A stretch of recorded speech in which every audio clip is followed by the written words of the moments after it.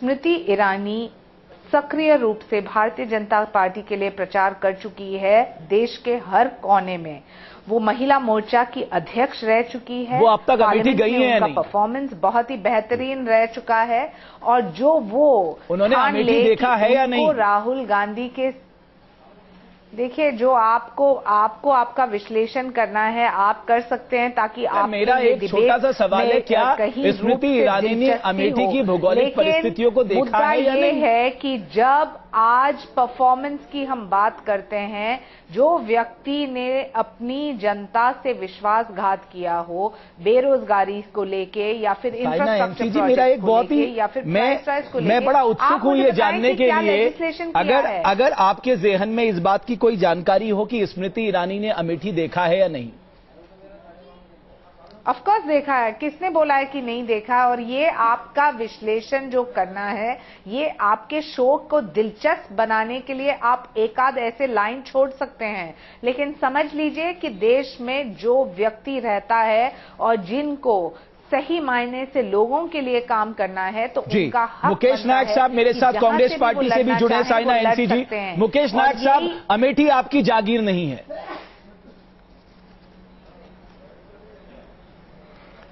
अमेठी जनता की जागीर है और अमेठी की जागीर जनता तय करती है। ये अधिकार जनता का है और ये जनता तय करती है। मैं ये कहना चाहता हूं जी कि राहुल गांधी जी ने अभी कहा कि अमेठी उनका परिवार है, एक दिल का रिश्ता है अमेठी से उनका। वो प्यार करते हैं अमेठी के लोगों को।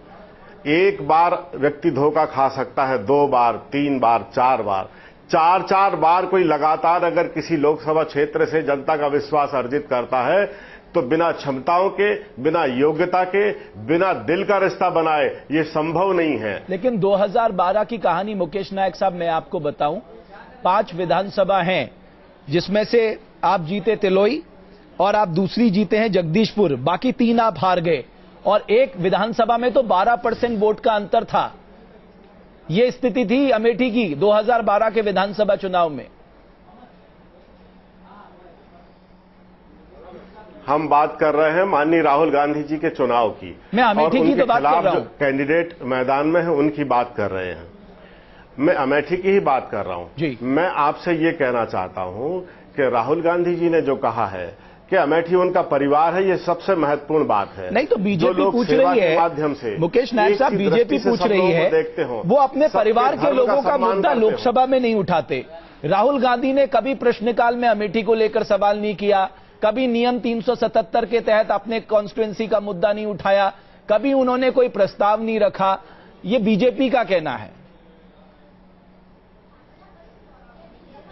जिस व्यक्ति का अपने लोकसभा क्षेत्र में रोजमर्रा का संबंध हो, रोजमर्रा की देखरेख हो, रोजमर्रा का लोकाचार और व्यवहार हो, ऐसे सीधे संवाद और कनेक्टिविटी के बाद क्या जरूरत है किसी फोरम पर इस तरह की चर्चा? बिल्कुल सही कह रहे हैं आप, कोई जरूरत नहीं है लोकसभा में सवाल उठाने की या मुद्दा उठाने की।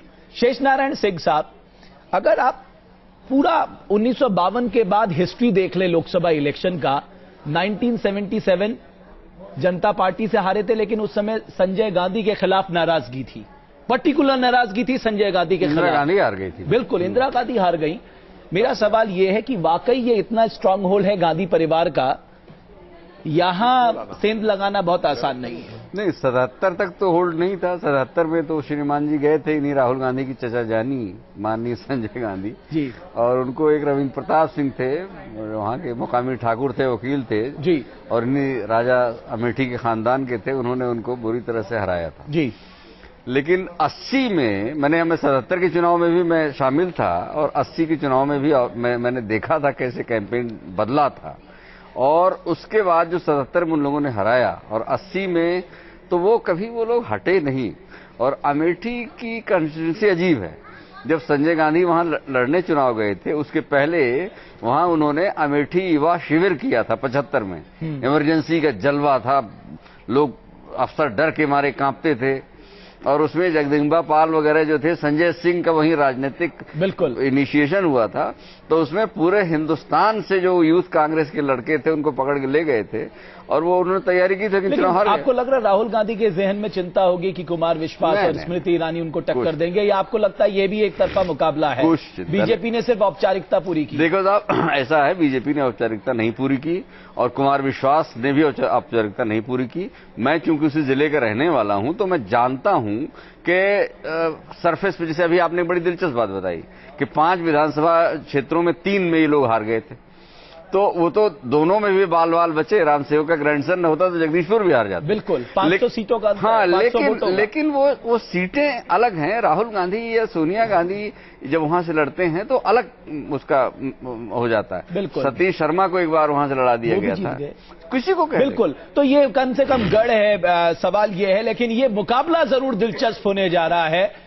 लेकिन बाबा रामदेव भी नाराज है, मरे मन से काम करने की बात कर रहे हैं। बहरहाल अमेठी से बीजेपी की उम्मीदवार स्मृति ईरानी से बात की न्यूज नेशन संवाददाता अमितेश सिंह ने। क्या कहना है स्मृति ईरानी का, आइए आपको सुनाते हैं। राहुल गांधी के खिलाफ स्मृति ईरानी बीजेपी की तरफ से चुनाव मैदान में होंगी। मेरे साथ खुद स्मृति ईरानी जी मौजूद हैं। मैम, कितनी बड़ी चुनौती मानती हैं राहुल गांधी के खिलाफ आप अमेठी में? मुझे लगता है कि आज अमेठी की जनता के लिए राहुल गांधी स्वयं एक चुनौती बनकर उभरे हैं, क्योंकि मेंबर ऑफ पार्लियामेंट के रूप में उनका काम यह था कि वो अमेठी में विकास करें, लेकिन अमेठी में उन्होंने 10 वर्ष में कोई भी विकास का काम नहीं किया है। और आज जब वो विपक्ष में बैठने की तैयारी कर रहे हैं तो उनके हाथ से बिल्कुल विकास नहीं हो पाएगा, इसका विश्वास तो जरूर अमेठी की जनता को होगा। तो मैं अपने आप को काफी भाग्यशाली मानती हूं कि मेरी पार्टी ने मुझे अमेठी की युद्ध भूमि पर उतारा है और जीतने के लिए उतारा है। कौन सा मुद्दा सबसे इंपॉर्टेंट होगा अमेठी में? चूंकि आप भी राज्यसभा से सांसद हैं, राहुल गांधी भी लोकसभा में अमेठी का प्रतिनिधित्व पहले से करते रहे हैं। कौन कौन से मुद्दों पर आप राहुल गांधी को घेरने का प्रयास करेंगे? अगर आप पिछले 5 साल में राहुल गांधी के लोकसभा के परफॉर्मेंस को देखें तो वो मात्र 2 बार बोले हैं और उसमें भी अमेठी के बारे में उन्होंने कोई भी वाक्य कहा नहीं है। अमेठी की जितनी चुनौतियां हैं उसके ऊपर उन्होंने कोई चिंता व्यक्त नहीं की, ना कि कोई समाधान देने का प्रयास किया है। मैं 2.5 साल से राज्यसभा में हूं, लेकिन मैं 2.5 साल में लगभग 57 टाइम्स मैंने ऑलरेडी डिबेट में वहां पर शिरकत की है। जिस राज्य का मैं प्रतिनिधित्व करती हूं उस राज्य के बारे में और राष्ट्रीय स्तर की जितनी भी चुनौतियां हैं देश के सामने उसके बारे में चर्चा में मैंने भाग लिया है। राहुल गांधी ने एक भी प्रश्न 5 सालों में नहीं पूछा, मैंने 2.5 वर्ष में 340 प्रश्न पूछ लिए हैं। तो अगर आप मापदंड सिर्फ हमारे राज्यसभा और लोकसभा में हमारे कार्यकाल को देखते हुए करें तो मैं इतना कहना चाहूंगी कि अगर उस फर्क को देखें तो राहुल गांधी को मुझसे कड़ी चुनौती मिलेगी। कुमार विश्वास पहले से चुनाव मैदान में है, काफी लंबे वक्त से अमेठी में डेरा डाले हुए हैं, तो कहीं न कहीं लगता नहीं है कि आपको उम्मीदवार बनाने में बीजेपी ने कहीं डिले कर दिया? और इस मुकाबले को आम आदमी पार्टी से चुनौती को किस रूप में देखेंगी, कुमार विश्वास की चुनौती? आम आदमी पार्टी और कांग्रेस के बीच का गठबंधन दिल्ली में भारत की जनता ने बिल्कुल साफ तरीके से देखा है और आम आदमी पार्टी कांग्रेस की बी टीम है, ये इस बात से स्पष्ट होता है। इसलिए मैं इतना ही कहूंगी कि अमेठी में लड़ाई है तो भारतीय जनता पार्टी और कांग्रेस पार्टी के बीच की लड़ाई है। एक आखिरी सवाल, किस तरह से अगर अमेठी की अगर बात करें तो इस चुनौती को कितनी बड़ी चुनौती आप मानती हैं और क्या नरेंद्र मोदी के लहर पर सवार होकर क्या स्मृति ईरानी इस बार अमेठी से चुनाव जीतने में सफल होंगी? नरेंद्र भाई का जो करिश्मा है देश में वो तो आप सब भी देख रहे हैं और उसको बयान भी करते हैं अपने चैनल के माध्यम से। संगठन की शक्ति के आधार पर, हमारे जितने वहां कार्यकर्ता हैं उनके परिश्रम के आधार पर और वरिष्ठ नेतृत्व के आशीर्वाद और जनता के सहयोग से हम वहां पर जीत हासिल करेंगे, ऐसा मेरा विश्वास है। बहुत बहुत धन्यवाद। तो स्मृति ईरानी जी का कहना है कि अमेठी की जनता निश्चित रूप से राहुल गांधी के बजाय मुझे चुनाव मैदान में उतारेगी और निश्चित रूप से हम अमेठी से चुनाव जीतेंगे। वीडियो जर्नलिस्ट मुकेश कुमार झा के साथ अमितेश सिंह, न्यूज नेशन, दिल्ली। और आम आदमी पार्टी के नेता कपिल मिश्रा साहब भी मेरे साथ जुड़ चुके। कपिल मिश्रा साहब, आपकी कोई जगह नहीं है इस लड़ाई में, आप कांग्रेस की बी टीम है, मुकाबला कांग्रेस और बीजेपी के बीच है, ये मैं नहीं कह रहा, स्मृति ईरानी का बयान है। इसी गलतफहमी तो विजय गोयल साहब की राजनीति खत्म कर दी, उन्हें राज्यसभा जाना पड़ा। इसी गलतफहमी में भाजपा की क्या हालत हुई दिल्ली में, ये सबने देखा। इसी गलतफहमी में नरेंद्र मोदी साहब बनारस पहुंचे और फिर भाग के उन्हें वडोदरा से भी चुनाव लड़ना पड़ा कि भैया पता नहीं क्या हो जाएगा बनारस में। बड़ा स्वागत है, स्मृति ईरानी जी आए अमेठी में। कुमार भाई 800 गांवों में जा चुके हैं, रातों को गांव में सोते हैं, पिछले कई महीनों से वहीं घूम रहे हैं। मैं गया हूं वहां जगदीशपुर जैसे इलाकों में जहां आज भी बिजली नहीं है, पीने का पानी नहीं है। मुझे लगता है बिल्कुल अच्छा है, भाजपा के वरिष्ठ नेताओं को आना चाहिए। अच्छा होता कोई जमीन से जुड़ा हुआ नेता। अगर इस सीट का अगर आप इतिहास देख लेंगे, वो भी अगर इस सीट का आप इतिहास देख लेंगे कपिल, आप दूर दूर तक कहीं नजर नहीं मारेंगे। बीजेपी भी 2004-2009 में दूसरे नंबर पे भी नहीं थी, वो तीसरे नंबर पे जाके थी, फिर आपकी जगह कहां बनती है? नहीं, ये तो हम कहते ही हैं कि भाजपा के बस की नहीं है कांग्रेस से लड़ना और कांग्रेस को हराना। ना दिल्ली में हरा पाए, ना देश में हरा पाए पिछले 10 सालों से। और आम आदमी पार्टी की क्या जगह है, ये अमेठी जाइए और अमेठी के लोगों से पूछ लीजिए।